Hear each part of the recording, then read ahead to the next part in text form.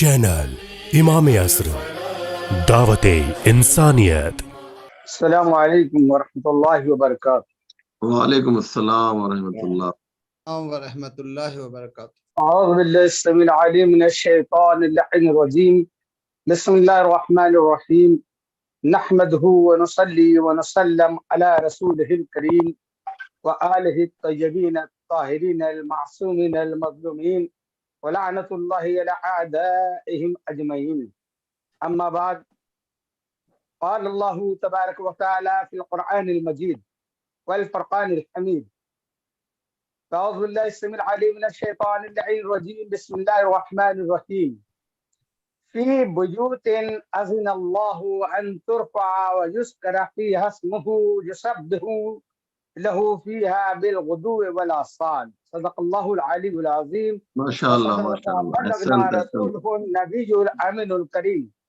اللهم صل وسلم على سيدنا مولانا محمد الذي كان عليا في الدرجات وفاطما في التطهيرات وحسنا في صفات وشهيدا في تجليات وزين العابدين بعبادات وباقرا في العلم الاولين والاخرين بمعلومات وصادقا في الاقوال وكاظما في جميع الاحوال ومتمكنا في مقام الرضا وجوادا كف عند العطاء وهاديا الى سبيل النجاة وعسكريا مع الغزاة ومهديا الى طريق اليقين والنجاة، الصلوات اللهم صل على محمد محمد وآل وعلى محمد محمد وعجل فرجهم واشرنا معهم۔ عزیزان محترم، سب سے پہلے میں مولانا سید محمد اسلم صاحب اور مولانا سید محبوب صاحب، ان سب پوری بقی آرگنائزیشن ٹیم کو مبارکباد دیتا ہوں کہ آپ نے اس قدم کو آگے بڑھایا، اور بڑے افسوس کے ساتھ یہ کہنا پڑتا ہے کہ یہ احتجاج ایک بنام مسلم حکومت کے خلاف کرنا پڑتا ہے۔ واہ واہ واہ واہ، سبحان اللہ سبحان اللہ، افسوس ہے، واہ واہ کوئی واہ، یہودی اور نصرانہ نہیں، بلکہ یہ اپنے آپ کو اپنے جھنڈے پر کلمہ توحید لکھے ہوئے لا الہ الا اللہ محمد رسول اللہ۔ خطبے کے بعد میں نے، وقت کم ہے، جو آیت کی تلاوت فرمائی، یہ آیت سورہ نور مبارک کی ہے اور نور والوں کے لیے ہے۔ یہ آیت مبارکہ میں پروردگار عالم ارشاد فرما رہے، فی بیوت اذن اللہ ان ترفع، ان گھروں کی عزت، تعظیم اور توقیر کی جائے جن پر اللہ کا ذکر ہوتا ہے۔ جب رسول کریم نے اس آیت مبارکہ کی تلاوت فرمائی تو صحابہ کرام نے پوچھا کہ یا رسول اللہ، یہ کون سے گھر ہیں؟ سرکار دو عالم صلی اللہ علیہ وسلم نے فرمایا، یہ انبیاء کے گھر ہیں۔ واہ، بہت خوشی کی بات ہے کہ تفسیر در منصور نے لکھا کہ حضرت ابو بکر نے کھڑے ہو کر پوچھا، کیا انبیاء کے گھروں میں علی و فاطمہ کا گھر بھی شامل ہے؟ سرکار دو عالم صلی اللہ علیہ وسلم فرمایا، ان سے بھی افضل و برتر ہے، ان سے واہ بھی افضل و واہ واہ، برتر ہے۔ سبحان اللہ مکان سبحان کو اللہ، عزت مکی کے قدم سے، جن کے گھر انبیاء کے گھروں سے افضل ہے، تو ماشاء خود اللہ ماشاء اللہ، ان کی عزت کا، ان کی تعظیم کا، ان کی توقیر کا عالم کیا ہوگا کہ جن کے سبحان گھروں کی عزت کا اور حرمت کا حکم پروردگار عالم قرآن حکیم میں حکم دے رہا ہے۔ عزیزان محترم، بات تو یہ ہے کہ یہ وہ بی بی ہے، اس میں یہ شیعوں کا ہی صرف حق نہیں ہے کہ احتجاج کریں، سنیوں کا بھی پورا 100% حق ہے، کیونکہ جو بھی بنگلہ واہ دیش میں بھی میرے بزرگ مولانا خلیل صاحب نے کہا، 12 اولیاء ہندوستان میں، سلطان ہند خواجہ غریب نواز معین الدین چشتی، صابر پاک، بختیار کاکی، جتنے اولیاء کرام ہیں پاکستان میں، ان کا واہ، شجرہ نسب دیکھیے، یہ سب اولاد بطول ہے، بالکل بے شک، سبھی اولاد بطول ہیں۔ 4 سبحان بیٹیوں اللہ، کا مسئلہ بھی مجھ کو یہاں نہیں کہنا ہے، کسی سے کہو کوئی ایک بیٹی کی اور اولاد بتائے جو دنیا میں اسلام پھیلائی ہو، کیا کہنے ہے ہیں، کوئی؟ واہ واہ واہ، نہیں ہے، کیونکہ لفظ کوثر قرآن میں دوبارہ نہیں ہے، تو دوسری بیٹی کہاں سے بتا سکتے؟ واہ عزیزان محترم، واہ واہ واہ واہ، یہ وہ شہزادی رسول ہے جس کا احسان انسانیت پر ہے، یہ وہ شہزادی ہے جو مباہلہ کے میدان میں جا کر اللہ کی توحید کی گواہی دی، رسول کی رسالت کی گواہی دی اور دین کی حقانیت کی گواہی دی ہے۔ عزیزان محترم، اس بیٹی کا وہ احسان ہے کہ جو کوئی ادا نہیں کر سکتا۔ اور کیا یہ سیدہ کا احسان کم ہے کہ جا کر مباہلہ میں اسلام کو بچایا، اسلام کو بچا کر مسلمانوں کو بچایا، اور نصارہ نے جزیہ دے کر مباہلے سے گریز کیا تو نہ رسول نے بددعا کی نہ شہزادی نے آمین کہی، تو نجدیوں کے بعد دادا نصارہ کو بھی بچا لیا اس طریقے سے۔ تو آج ساری دنیا میں انسانیت، مسلمان، نصارہ موجود ہے، تو یہ احسان ہے بنت محسن اعظم کا۔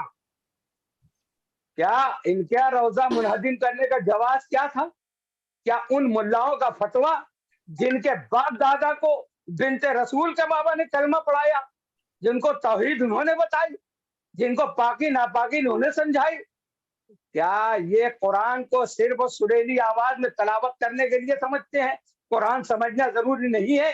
قرآن نے یہ نہیں کہا یا ایھا الذین آمنوا لا تتخذوا اليہود والنصارى اولیاء بعضهم اولیاء بعض، یہ یہود و نصارہ سے تو دوستی کریں، ان سے احترام اور عزت کریں۔ اور شہزادی رسول کا یہ طریقہ کہ ان کے مزار پر ہر وقت پولیس کھڑی رہے، کوئی عقیدت مند سلام بھی نہیں کر سکتا۔ عزیزو، یہ سمجھ لینا، یہ شیعہ کا مسئلہ نہیں، یہ سنی کا مسئلہ نہیں، یہ انسانیت کا مسئلہ ہے، یہ اللہ اور رسول کا حکم ہے۔ سورہ فتح میں پروردگار عالم ارشاد فرما رہا ہے لِتُؤْمِنُوا بِاللَّهِ وَرَسُولِهِ وَتُعَزِّرُوهُ وَتُوَقِّرُوهُ وَتُسَبِّحُوهُ بُكْرَةً وَأَصِيلًا۔ اللہ اور رسول پر ایمان کے بعد جو سب سے پہلا واجب ہے وہ ہے تعظیم اور توقیر، اور رسول کی تعظیم و توقیر یہ ہے کہ رسول سے جو نسبت ہے، جو چیز کو، جو شخصیت کو، ان کی بھی تعظیم و توقیر ہے۔ ابھی واٹس ایپ پر میں نے دیکھا کہ جنت البقیع کی بات نہیں بلکہ ایک کنواں ہے بیر غرس، جب ہم پہلے وہاں زیارت کے لیے جاتے تھے تو منع کیا جاتا تھا، مگر آج حکومت نے اس کو سر نو تعمیر کیا ہے۔ کیوں کیا ہے؟ کہ اس کو نسبت ہے رسول سے۔ اب ایسی جگہوں کو تعمیر کر رہے ہیں۔ ارے جب نسبت کی جگہوں کو تعمیر کر رہے ہیں تو منیت اس سے زیادہ اہمیت رکھتی ہے، اور شہزادی رسول تو منیت نہیں بلکہ جان رسول ہیں، روح رسول ہیں، مقصد رسول ہیں، بلکہ رسالت کا اصل مخزن اور معدن سیدہ فاطمہ الزہرا ہے۔ عزیزان محترم، بس میری یہ گزارش ہے کہ اگر کوئی شراب پی کر مسجد میں آ رہا ہے تو مسجد نہیں گرائی جائے گی۔ کیا شراب پی کر نماز نہیں پڑھائی ہے تو کیا مسجد گرا دی گئی؟ نہیں۔ کوئی برہنہ ہو کر طواف کرے گا تو کیا کعبہ ڈھا دیا جائے گا؟ نہیں۔ اگر ان کی من گھڑت توحید کے نزدیک سیدہ کے مزار کی تعظیم و توقیر شرک بدعت ہے تو روزہ تعمیر یہ کریں جس طریقے سے گرائے ہیں، اور وہاں ہر مسلمان کو اس کے عقیدے اور مسلک کے مطابق حاضری دینے کی آزادی رہے۔ اگر تمہارے نزدیک شرک بدعت ہے تم نہ کرو، مگر جن کے نزدیک اللہ اور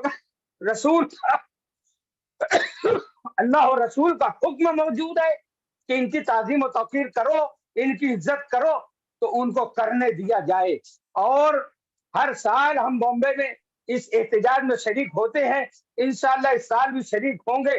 میں علماء کرام سے گزارش کروں گا کہ یہ شیعہ اور سنی ہی نہیں بلکہ غیر مسلموں کو بھی دعوت دے، اور تمام کالجز میں اپنے نوجوان جو بچے ہیں ان کو دے پیغام کہ وہ سب میدان میں آئے۔ یہ صرف ملا اور مولیوں کا یہ سمجھتے کام ایسا نہیں، بلکہ ہر قوم، ہر فرقہ، ہر مقصد مطلب کے جو لوگ ہیں سب کو جمع کیا جائے اور اس میں بڑھ چڑھ کر حصہ لیا جائے، اور تمام خانقاہیں ہندوستان میں خواجگان چشت اہل بیت کی آپ کے ساتھ ہیں۔ پروردگار عالم آپ کے اس پروگرام کو پورا کامیابی عطا فرمائے اور آپ کے مقصد میں بھی کامیابی عطا فرمائے۔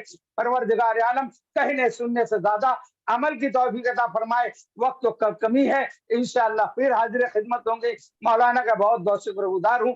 مولا تبارک تعالیٰ آپ کے اس پروگرام کو دن دگنی رات چوگنی ترقی عطا فرماتے ہوئے آپ کے مقصد میں کامیابی عطا فرمائے۔